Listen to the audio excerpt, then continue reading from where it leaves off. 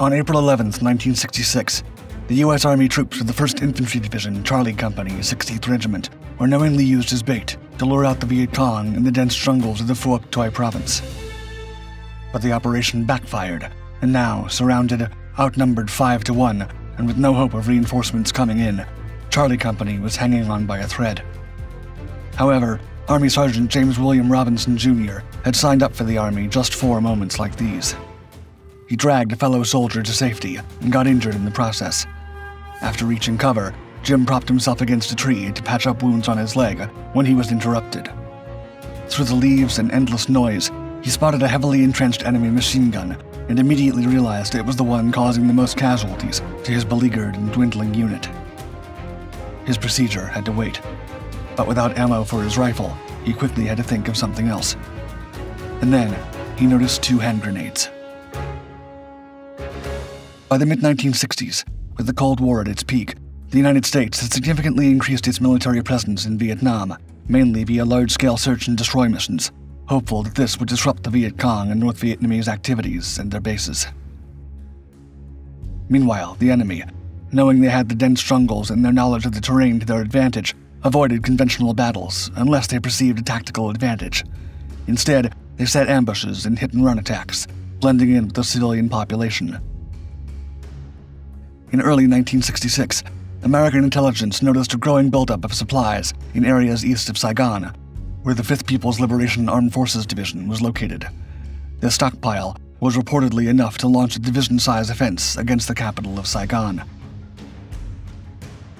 In response, General Jonathan O. Seaman ordered a plan for a large-scale ground operation in the suspected areas, known as Operation Abilene. Beginning on March 29, 1966, the objectives were a search and destroy mission throughout Phuoc Toi Province, targeting the Viet Cong 274th and 275th Regiments of the 5th Division and their base areas in the Mai Dao Secret Zone. To address the escalating threat near Saigon, Major General William Dupuy, commander of the 1st Infantry Division, formulated a tactical plan within Abilene. He planned to draw out the Viet Cong by using Charlie Company of the 2nd Battalion of the 16th Infantry, a rifle company with only about 134 soldiers, as bait in the jungle. Once the Viet Cong attacked the isolated company, Dupuy would rush in many other rifle companies to destroy the enemy.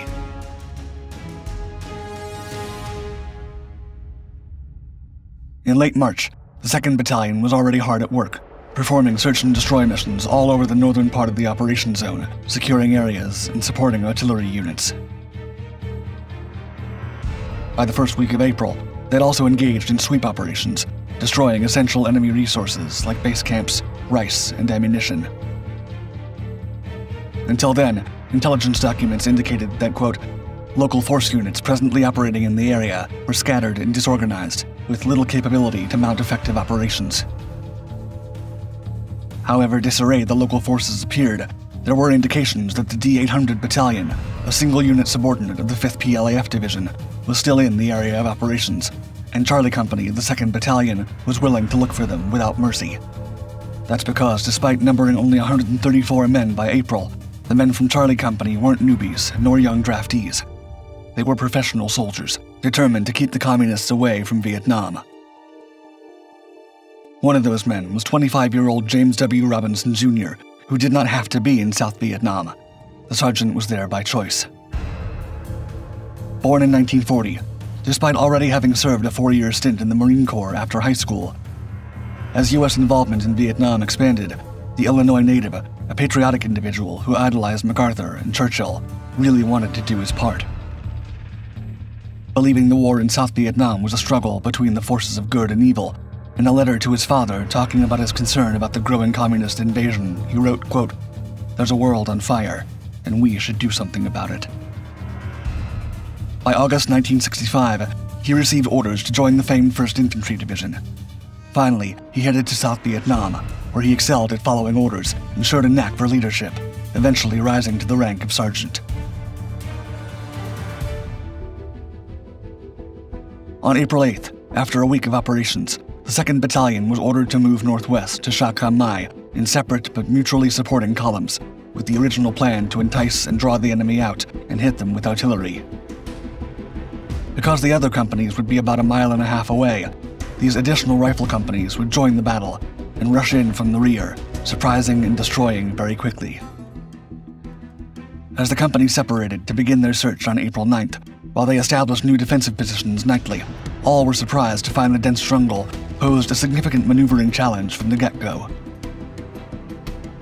On the 10th, a little more than 100 men of Charlie Company walked around the rubber plantations of Kam Mai village, approximately 42 miles east of Saigon. They had no way of knowing they were walking straight into a trap.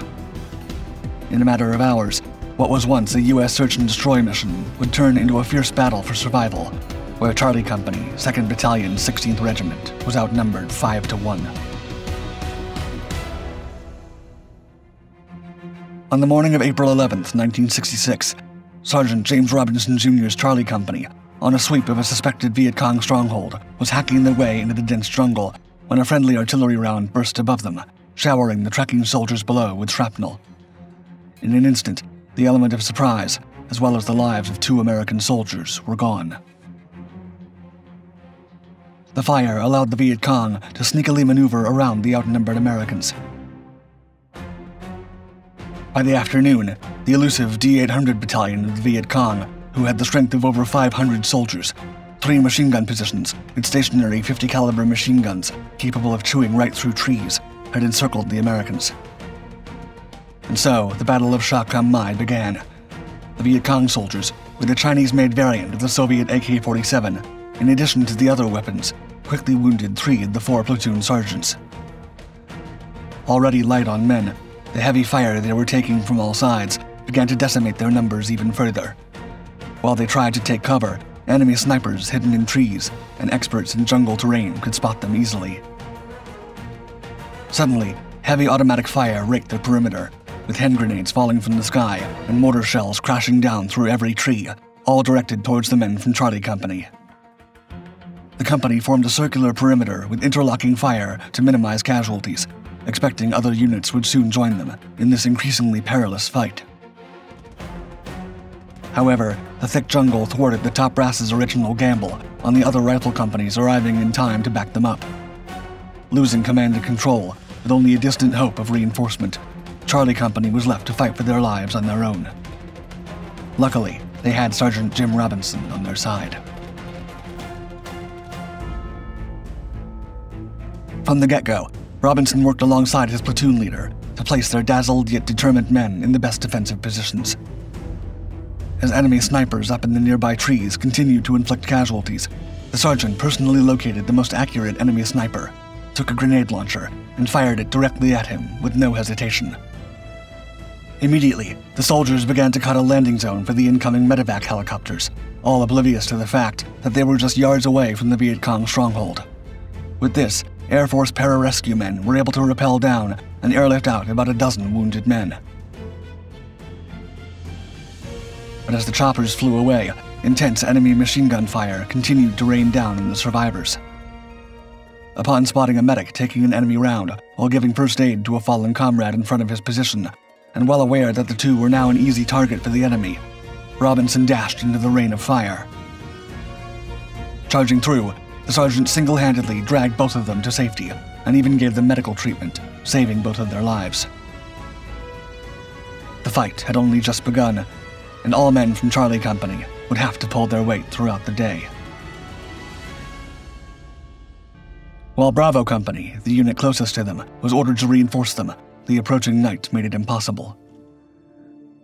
With casualties mounting as night approached, Robinson constantly ran back and forth while under intense fire to collect weapons and ammunition from the wounded, to redistribute them to those few who could still fight. Upon spotting one of his friends on the ground cut down, Sergeant Robinson once again defied the enemy's fire and yelled, quote, "Hang on, I'm coming for you," as he raced to save his fellow soldier. But as he did so, 2 Viet Cong rounds tore right into him, one in the leg and the other in his shoulder. Despite the injuries, Robinson successfully dragged the soldier to shelter and administered first aid. After this, Robinson knew he had to stop and tend to his injuries if he wanted to continue fighting.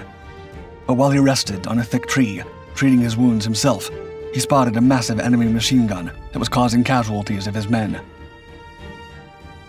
While he'd run out of ammunition for his rifle, He was determined to end this once and for all.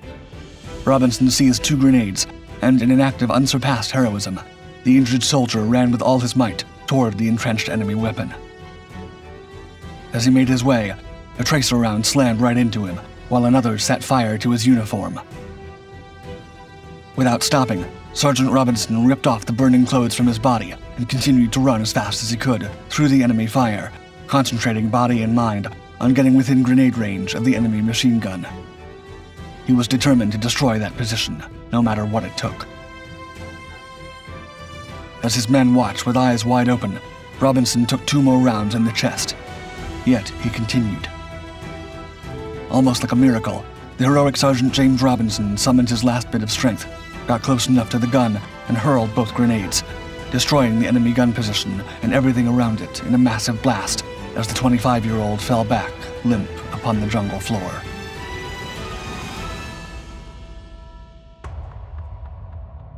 But the fight wasn't over yet. Surrounded and heavily outnumbered, and with no help arriving, the halted Charlie Company had no choice but to hang on through the night. For hours, the desperate Charlie Company did all they could to fight the Viet Cong forces, using tear gas grenades and whatever they could find in their now diminished arsenal. But it was obvious that their efforts were simply not enough to stop the enemy from breaking through their lines, and little by little, units from the D-800 battalion breached the American perimeter, retrieving their own casualties and hurting every wounded U.S. soldier they found along the way. By sunrise on April 12th, the Viet Cong, having failed to overrun and destroy Charlie Company, disengaged from the battle, while other U.S. units had yet to arrive. When reinforcements finally did arrive to help end the battle, the results were catastrophic.